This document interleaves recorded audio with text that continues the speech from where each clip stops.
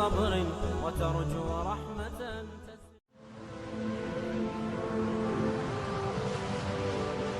حضرت عمر رضی اللہ تعالیٰ عنہ جب ایمان لائے تو آپ نے ایک ایک کافر کے گھر کے دروازے پہ کھڑے ہو کے کہا کہ تم کمزوروں کو مارتے تھے، میں تمہیں بتانے آیا ہوں میں محمد عربی کا نوکر بن گیا.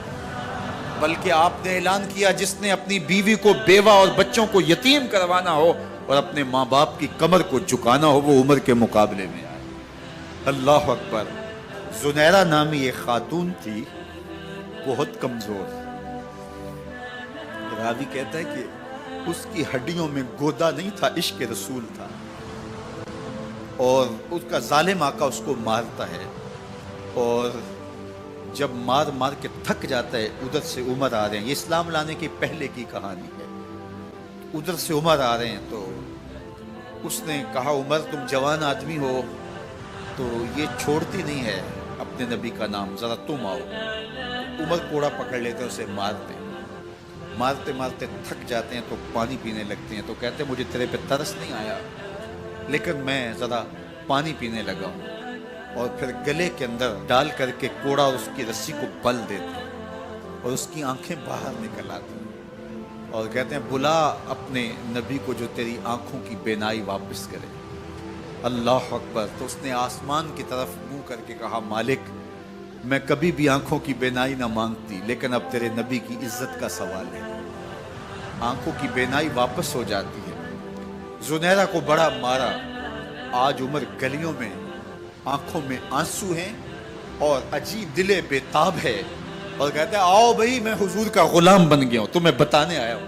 زنیرہ نے موڑ کاٹا تو آگے عمر یہ آواز دے رہے تھے. زنیرہ ایک کونے پہ کھڑے ہو کے رو کے کہتی ہے عمر تم تو بڑے اس دن جوش و غضب میں تھے اور تم مارتے ہوئے تھکتے نہیں تھے.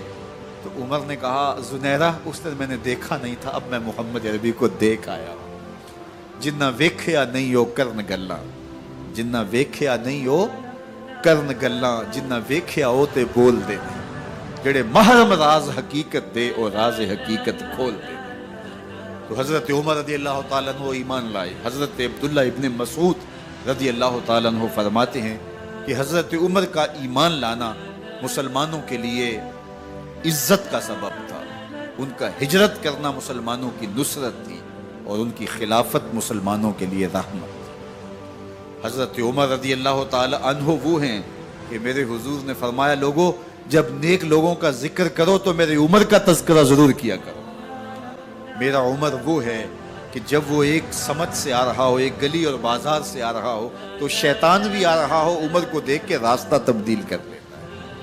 حضرت عمر رضی اللہ تعالی عنہ کی طبیعت کے اندر جو جاہ و جلال تھا، طبیعت کے اندر جو سختی تھی وہ اسلام کے اندر آ کر بھی قائم رہی. اور آپ نے وہی سختی، وہی جاہ و جلال جو پہلے مسلمانوں کے خلاف تھا اب کفار کے خلاف، منافقین کے خلاف حضرت عمر کی طبیعت کے اندر وہ جوش و خروش بدستور موجود ہے. لیکن جس دن آپ خلیفہ بنے تو اس دن آپ نے ممبر پہ چڑھ کے جو خطبہ دیا اس میں کہا لوگوں میں سخت اس لیے تھا کہ رسول اللہ نرم تھے، پھر میں سخت اس لیے تھا کہ حضرت ابو بکر صدیق نرم تھے، اب میں تخت خلافت پہ بیٹھا ہوں، اب میری سختی جو ہے وہ نرمی میں تبدیل ہو گئی. صرف فاسقوں، فاجروں اور باغیوں کے لیے میں سخت ہوں، باقی تمہارے لیے نرم ہوں. سب سے کم جو تنخواہ بیت المال سے اگر کسی وجود نے لی ہے تو وہ حضرت عمر رضی اللہ تعالیٰ عنہ صرف 2 جوڑے لیتے تھے سال میں. اور راوی کہتا ہے کہ میں نے دیکھا ہے کہ اس میں بھی 17 پیوند لگے ہوتے تھے. حضرت عمر رضی اللہ تعالیٰ عنہ کا طرز زندگی، آپ کا انداز معاشرت اور آپ کا انداز خلافت، ہر لمحہ آپ کی زندگی کا اٹھا کے دیکھیے کتنی مرتبہ قرآن حضرت عمر کی رائے کے مطابق نازل. اللہ تعالیٰ جل شانہ نے ان کو صاحب الہام بنایا تھا. ہر امت میں کوئی صاحب الہام ہوتا ہے، حضور کی امت کا صاحب الہام حضرت عمر رضی اللہ تعالیٰ، اور آقا کریم نے انہیں اپنا وزیر قرار دیا. فرمایا میرے 2 وزیر آسمانوں میں ہیں، 2 وزیر زمینوں میں ہیں. آسمانوں کے وزیر جبرائیل اور میکائیل ہیں اور زمین کے وزیر ابو بکر اور عمر رضی اللہ تعالی عنہما. ایک دن حضرت عمر بیٹھ کے رو رہے تھے تو کسی نے کہا حضرت رو کیوں رہے ہیں؟ فرمایا کہ میں اس لیے رو رہا ہوں کہ فلاں پل سے بکریاں گزری ہیں، تو پل کے اندر شکستگی تھی، ٹوٹا ہوا تھا پل درمیان میں، اس میں ایک بکری کی ٹانگ ٹوٹ گئی ہے، تو میں ڈرتا ہوں کہ میرا رب یہ نہ پوچھے کہ عمر تو نے پل صحیح تعمیر نہیں کروائے تھے کہ ایک بکری کی ٹانگ کیوں ٹوٹی ہے۔ یہ ہیں حضرت عمر رضی اللہ تعالی عنہ۔ اللہ اکبر۔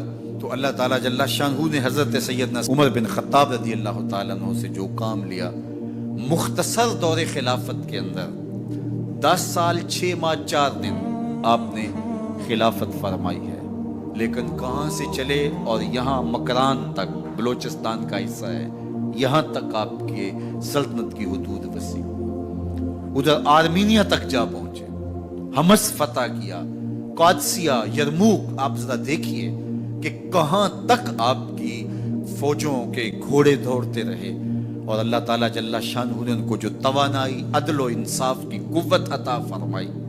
اللہ اکبر۔ جب زمین پہ عدل کیا ہو تو زمین بھی حکم مانتی ہے، اور حضرت عمر وہ تھے جن کا حکم ہوائیں بھی مانتی تھی، زمین بھی مانتی تھی، جن کا حکم جو ہے وہ آگ بھی تسلیم کرتی تھی اور دریا بھی ان کا حکم مانا کرتے تھے۔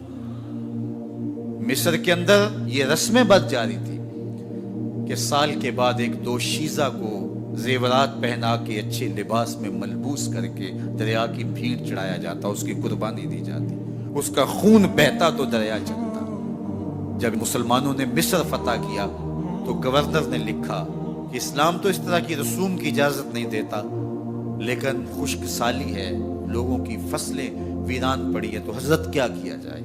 تو حضرت عمر رضی اللہ تعالیٰ عنہ کاغذ کے ٹکڑے پہ لکھتے ہیں بسم اللہ الرحمن الرحیم، مصر کے نیل کی جانب عمر کا خط لکھتے ہیں، اے نیل اگر تو اللہ کے حکم سے چلا کرتا ہے تو چل، ورنہ ہمیں تیرے چلنے کی کوئی حاجت نہیں ہے۔ اور قاصد کو کہا یہ خط لے جاؤ اور جا کے دریائے نیل میں پھینک دو۔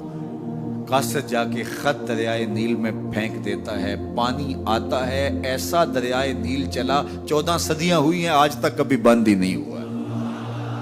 دریا حکم مانتے، آگ نکلتی ہے، لوگ حضرت عمر رضی اللہ تعالی عنہ کے پاس آئے، حضرت لاوا پھوٹا ہے، آگ نکل رہی ہے اور مدینے کی طرف بڑھ رہی ہے، اب کیا کیا جائے؟ فائر بریگیڈ تو زمانے میں تھی نہیں۔ عمر نے اپنی قمیض اتاری، جس قمیض پہ 17 پیوند لگے ہوئے تھے چمڑے کے، کہا یہ قمیض لے جاؤ، جدھر آگ بڑھ رہی ہے آگے ڈھالنا، آگ پیچھے بھاگ جائے گی۔ زلزلہ آتا ہے تو زمین پہ درہ مارتے ہیں، زمین رک جا، کیا عمر نے تیری چھاتی پہ عدل نہیں کیا ہے؟ تو یہ عمر ہیں رضی اللہ تعالی عنہ کہ جن کے انصاف کی وجہ سے، جن کے عدل کی وجہ سے اللہ تعالیٰ کی رحمات، اس کی برکات کا نزول ہوتا تھا، اور اللہ تعالیٰ نے مسلمانوں کو وہ آبرومند حکومت دی۔ کائنات کی تاریخ کے اندر ایسی حکومت آپ نے نہیں دیکھی ہوگی جو حضرت عمر نے حکومت کی ہے۔ اللہ اکبر۔ فرمایا فرات کے کنارے پہ ایک کتا بھی پیاسا مر گیا تو اس کا حساب بھی عمر سے ہوگا۔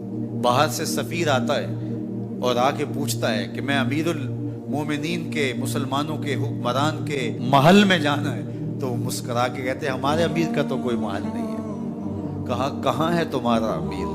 کہا مسجد نبوی میں ہوگا یا بیت المال کی اونٹوں کی دیکھ بھال میں لگا ہوگا۔ وہ جب گئے تو مسجد میں نہیں ہے، اللہ اکبر، وہاں گئے تو وہاں بھی نہیں ہے۔ پھر کیا دیکھتے ہیں کہ عمر رضی اللہ تعالی عنہ جنت البقیع کے پاس ایک درخت کے نیچے اینٹ کا سرانہ رکھ کے سوئے ہوئے، تو اس نے کہا عمر تو نے عدل کیا ہے، تجھے کچی اینٹ پہ بھی نیند آ گئی، ہمارے حکمرانوں نے انصاف نہیں کیا، اور وہ بند اور محفوظ کمروں کے اندر بھی سکون اور چین کی نیند نہیں سو سکتے۔ حضرت سیدنا عمر رضی اللہ تعالیٰ عنہ نے اس طرح ان امور سلطنت نبھائے۔ آپ دن کو لوگوں کی دیکھ بھالی کرتے، لوگوں کی ضروریات سنتے سمجھتے، اور جب رات پڑتی لوگ سو جاتے، عمر مدینے کی گلیوں میں پہرا دیتے۔ کائنات نے کوئی ایسا بھی حکمران دیکھا ہوگا؟ اللہ اکبر۔ وہ مجاہد جو مختلف محاذات پہ گئے ہوئے ہوتے، ان کے گھروں کی دیکھ بھالی کرتے، ان کی ضروریات کا خیال رکھتے، ان کی آبرو کا پہرا دیتے۔